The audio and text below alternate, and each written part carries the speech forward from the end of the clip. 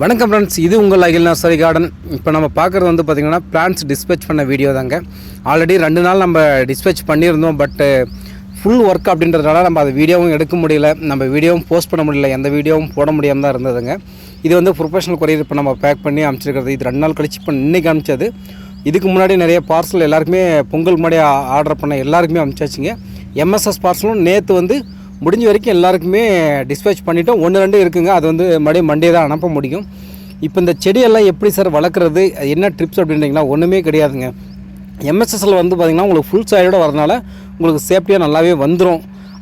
Professional மட்டும் பார்த்திங்கன்னா உங்களுக்கு ஒரு சின்ன சின்ன ஐடியாலாம் இருக்குங்க. அதாவது சாயில் ரிமூவ் பண்ணி அனுப்பும்போது பார்த்திங்கன்னா உங்களுக்கு ஒரு சில செடி வந்து வாடி வந்திருக்கும். ஸோ அதை நீங்கள் கவரை ரிமூவ் பண்ணாமல் தண்ணியில் வந்து ஒரு பக்கெட்டில் தண்ணியில் ஒரு 1/2 hour 1 hour நீங்கள் வச்சிங்கனாவே போதும், நல்லா செடி ஃப்ரெஷ் ஆகிடும். அதுக்கப்புறம் நீங்கள் பிளான்டேஷன் பண்ணுங்கள். அதில் முடிஞ்ச வரைக்கும் பார்த்திங்கன்னா கோகோபீட்டை தவிர்த்துடுங்க. ஏன்னா அதில் வந்து ஃப்ரெஷ் கோகோபீட் வந்து பார்த்திங்கன்னா பிஹெச் லெவல், உப்பு லெவல் ரொம்ப அதிகமாக இருக்கும். அதனால் கண்டிப்பாக 90% செடி போகிறதுக்கான வாய்ப்பு ரொம்ப அதிகங்க. ஸோ கண்டிப்பாக இப்போதைக்கு வந்து பார்த்திங்கன்னா ப்ரொஃபஷனல் வாங்குகிற செடி எல்லாமே பிளான்டேஷன் பண்ணும்போது எந்த ஒரு உரமும் ஃபெர்டிலைசரும் இப்போதைக்கு தேவையில்லை. நீங்கள் பிளான்டேஷன் பண்ணி ஒரு 15 நாள் கழித்து நீங்கள் அதுக்கப்புறம் ஃபெர்டிலைசர் கொடுங்க. வேறு தகவலுக்கு நம்ம சேனலை சப்ஸ்கிரைப் பண்ணிக்கோங்க. நன்றி.